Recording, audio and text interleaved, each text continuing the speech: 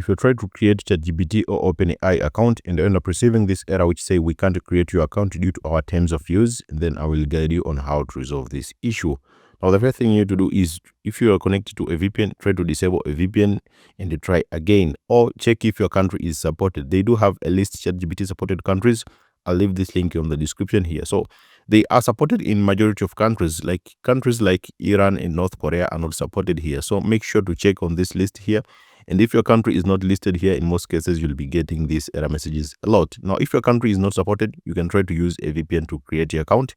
Just connect to servers where the country is supported. Also, if your country is supported but are still facing again the same issue, which is we can't create your account due to our terms of use, you can try this. If use a different browser or clear cookies or cache. So you can try to use a different browser or clear your cookies or cache from your browser. Also try to using a different email address. Maybe your former email address was banned, so you may try to create another account using the same email address. So just try to use another email address to create your OpenAI or ChatGPT account. Also check OpenAI's terms of use. They do have terms of use, which the link will be available on the description, such as the minimum age, you must be at least 13 years old of age. If you're under 18, you must have your parent or legal guardian's permission to use the services. So make sure to pass through these terms of use. Maybe there are some restrictions have been placed on your account. Make sure to read these very carefully and try to follow them.